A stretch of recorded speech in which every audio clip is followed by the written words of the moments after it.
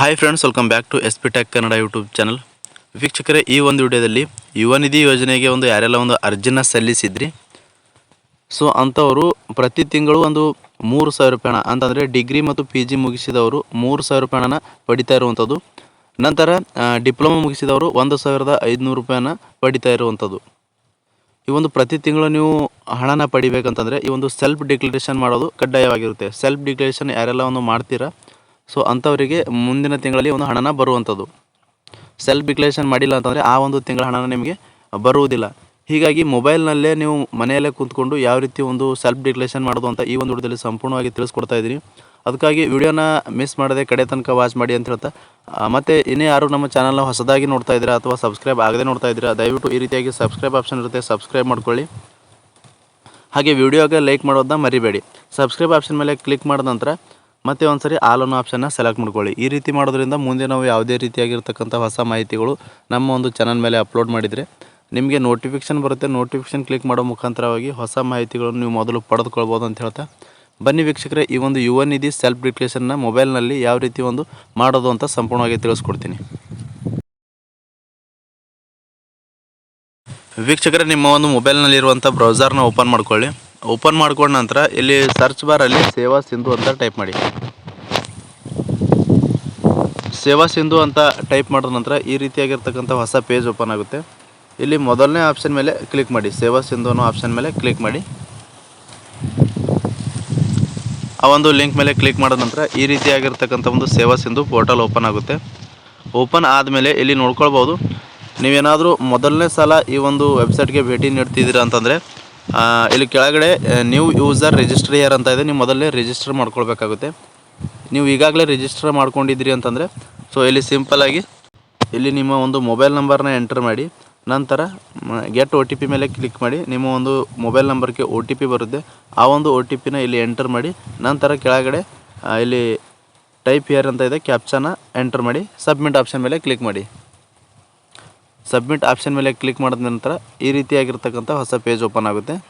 ವೀಕ್ಷಕರೇ, mobile number ಮತ್ತು OTP ಮತ್ತು ಕ್ಯಾಪ್ಚನ ಹಾಕಿ ಸಬ್ಮಿಟ್ ಮಾಡಿದ್ಮೇಲೆ ಈ ರೀತಿಯಾಗಿರ್ತಕ್ಕಂಥ ಹೊಸ ಪೇಜ್ ಓಪನ್ ಆಗುತ್ತೆ. ಇಲ್ಲಿ ನೋಡ್ಕೊಳ್ಬೋದು, ಲೆಫ್ಟ್ ಸೈಡಲ್ಲಿ ಅಪ್ಲೈ ಫಾರ್ ಸರ್ವಿಸ್ ಅಂತ ಇದೆ. ಅಪ್ಲೈ ಫಾರ್ ಸರ್ವಿಸ್ ಮೇಲೆ ಕ್ಲಿಕ್ ಮಾಡಿದ ನಂತರ ಕೆಳಗಡೆ ವ್ಯೂ ಆಲ್ ಅವೈಲೇಬಲ್ ಸರ್ವಿಸ್ ಅಂತ ತೋರಿಸ್ತಾ ಇರುವಂಥದ್ದು ಲೆಫ್ಟ್ ಸೈಡಲ್ಲಿ ಈ ಆಪ್ಷನ್ ಮೇಲೆ ಕ್ಲಿಕ್ ಮಾಡಿ.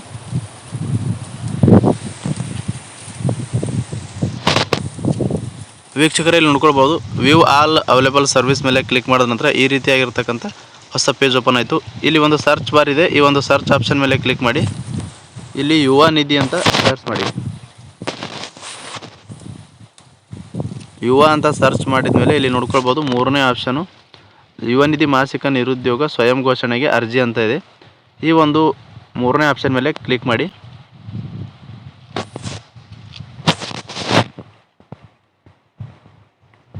ವೀಕ್ಷಕರಲ್ಲಿ ನೋಡ್ಕೊಳ್ಬೋದು, ಮೂರನೇ ಆಪ್ಷನ್ ಮೇಲೆ ಕ್ಲಿಕ್ ಮಾಡಿದ ನಂತರ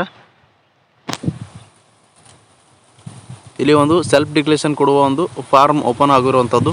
ಇಲ್ಲಿ ನೋಡ್ಕೊಳ್ಬೋದು, ನಿಮ್ಮ ಯಾರೆಲ್ಲ ಯುವ ನಿಧಿಗೆ ಅರ್ಜಿನ ಸಲ್ಲಿಸಿರ್ತೀರಿ, ಸೊ ನಿಮ್ಮ ಆಧಾರ್ ಅಥೆಂಟಿಕೇಷನ್ ಮಾಡಬೇಕಾಗುತ್ತೆ, ಆಧಾರ್ ದೃಢೀಕರಣ ಮಾಡಬೇಕಾಗುತ್ತೆ. ಆಧಾರ್ ದೃಢೀಕರಣ ಮಾಡಬೇಕಂತಂದರೆ ಆಧಾರ್ ದೃಢೀಕರಣ ಆಪ್ಷನ್ ಮೇಲೆ ಕ್ಲಿಕ್ ಮಾಡಬೇಕಾಗುತ್ತೆ. ಕ್ಲಿಕ್ ಮಾಡಿದ ನಂತರ ಅಲ್ಲಿ ನಿಮ್ಮ ಆಧಾರ್ ಕಾರ್ಡ್ ನಂಬರ್ನ ಹಾಕಬೇಕಾಗುತ್ತೆ. ಆಧಾರ್ಗೆ ಲಿಂಕ್ ಇರುವಂಥ ಮೊಬೈಲ್ ನಂಬರ್ಗೆ OTP ಹೋಗುತ್ತೆ. ಸೊ OTPನ ಹಾಕಿ ನಂತರ ಇಲ್ಲಿ ಕೆಳಗಡೆ ಗೆಟ್ ಆಧಾರ್ ಡೀಟೇಲ್ಸ್ ಅಂತದೆ, ಕೆಳಗಡೆ ಆಪ್ಷನ್ ಇರುವಂಥ ಆಧಾರ್ ವಿವರಗಳನ್ನು ಪಡೆಯಿರಿ ಅಂತ ಆಪ್ಷನ್ ಮೇಲೆ ಕ್ಲಿಕ್ ಮಾಡಿದ್ರೆ ನಿಮ್ಮ ಆಧಾರಲ್ಲಿರುವಂಥ ಹೆಸರು ಬರುತ್ತೆ, ನಿಮ್ಮ ಯುವ ನಿಧಿ ನೋಂದಣಿ ಅರ್ಜಿ ಉಲ್ಲೇಖ ಸಂಖ್ಯೆ ನಂಬರ್ ಕೂಡ ಬರುತ್ತೆ, ಮತ್ತು ನಿಮ್ಮ ಡಿಗ್ರಿ ಮತ್ತು ಡಿಪ್ಲೊಮಾ ಆಗಿದ್ದರೆ ನಿಮ್ಮ ನೋಂದಣಿ ಸಂಖ್ಯೆಯೂ ಕೂಡ ಬರುವಂಥದ್ದು. ನಂತರ ಅಲ್ಲಿ ಫೆಬ್ರವರಿ ಅಂತ ತೋರಿಸ್ತಾ ಇರುವಂಥದ್ದು. ಈ ತಿಂಗಳ ಸೆಲ್ಫ್ ಡಿಕ್ಲರೇಷನ್ ತೊಗೊಳ್ತಾ ಇರುವಂಥ ಡೇಟ್ ಆಟೋಮೆಟಿಕ್ಕಾಗಿ ಬರುತ್ತೆ. ನಂತರ ಇಲ್ಲಿ ನೋಡ್ಕೊಳ್ಬೋದು, ಯುವ ನಿಧಿ ಮಾರ್ಗಸೂಚಿ ಅನ್ವಯ ಅರ್ಜಿಯನ್ನು ಭರ್ತಿ ಮಾಡಿರುವ ಮಾಹಿತಿಯ ಸತ್ಯವಾಗಿರುತ್ತವೆ ಮತ್ತು ತಪ್ಪೆಂದು ಕಂಡುಬಂದಲ್ಲಿ ನಾನು ಕಾನೂನಾತ್ಮಕ ಕ್ರಮಕ್ಕೆ ಬದ್ಧನಾಗಿದ್ದು ನನ್ನ ಅರ್ಜಿ ಮತ್ತು ಪ್ರಯೋಜನಗಳ ತಿರಸ್ಕಾರ ಮಾಡಬಹುದಾಗಿರುತ್ತದೆ ಅಂತ ಕೊಟ್ಟಿರುವಂಥದ್ದು. ಎಸ್ ಅಂತ ಕ್ಲಿಕ್ ಮಾಡಿ. ಇಲ್ಲಿ ಕೆಳಗಡೆ ಆಪ್ಷನ್ ನೋಡ್ಕೊಳ್ಬೋದು, ವರ್ಡ್ ವೆರಿಫಿಕೇಷನ್ ಇದೆ, ಕ್ಯಾಪ್ಚನ್ ಇರುವಂಥದ್ದು. ಈ ಕ್ಯಾಪ್ಚನ್ ಇಲ್ಲಿ ಎಂಟರ್ ಮಾಡಿ ಸಬ್ಮಿಟ್ ಆಪ್ಷನ್ ಮೇಲೆ ಕ್ಲಿಕ್ ಮಾಡಬೇಕಾಗುತ್ತೆ. ವೀಕ್ಷಕರೇ, ಸಬ್ಮಿಟ್ ಆಪ್ಷನ್ ಮೇಲೆ ಕ್ಲಿಕ್ ಮಾಡಿದ ನಂತರ ಮತ್ತೆ ಸರಿ ನಿಮಗೆ ಅಪ್ಲಿಕೇಶನ್ ರಿವ್ಯೂ ತೋರಿಸುತ್ತೆ. ಸೊ ನಿಮ್ಮ ಅಪ್ಲಿಕೇಶನ್ ಸ್ಟೇಟಸ್ ನೋಡ್ಕೊಳ್ಬೋದು. ಏನಾದರೂ ಮಿಸ್ಟೇಕ್ಸ್ ಇದ್ದರೂ ಕೂಡ ನೀವು ಎಡಿಟ್ ಮಾಡ್ಕೊಳ್ಬೋದು. ಏನೂ ಮಿಸ್ಟೇಕ್ಸ್ ಇಲ್ಲ, ಯಾವುದೇ ರೀತಿಯಾಗಿರ್ತಕ್ಕಂಥ ಮಿಸ್ಟೇಕ್ನ ಇಲ್ಲ ಅಂತಂದರೆ ನಂತರ ನಿಮ್ಮ ಒಂದು ಸಬ್ಮಿಟ್ ಅನ್ನೋ ಆಪ್ಷನ್ ಬರುತ್ತೆ. ಮತ್ತೆ ಒಂದು ಸಾರಿ ಸಬ್ಮಿಟ್ ಆಪ್ಷನ್ ಮೇಲೆ ಕ್ಲಿಕ್ ಮಾಡಿದ್ರೆ ಸಂಪೂರ್ಣವಾಗಿ ನಿಮ್ಮ ಒಂದು ಯುವ ನಿಧಿ ಒಂದು ಸೆಲ್ಫ್ ಡಿಕ್ಲೇರೇಷನ್ ಅರ್ಜಿ ಸಲ್ಲಿಸುವ ಪ್ರೊಸೆಸ್ ಕಂಪ್ಲೀಟ್ ಆಗುತ್ತೆ.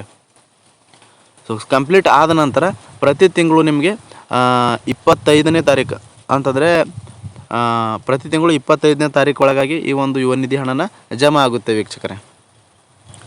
ಇಷ್ಟು ಒಂದು ಯುವ ನಿಧಿ ಯೋಜನೆಗೆ ಸಂಬಂಧಪಟ್ಟಂತೆ ಸೆಲ್ಫ್ ಡಿಕ್ಲೇರೇಷನ್ನ ಯಾವ ರೀತಿ ಮೊಬೈಲ್ನಲ್ಲೇ ಮಾಡೋದು ಅಂತ ಸಂಪೂರ್ಣವಾಗಿ ತಿಳಿಸ್ಕೊಟ್ಟಿದ್ದೀನಿ.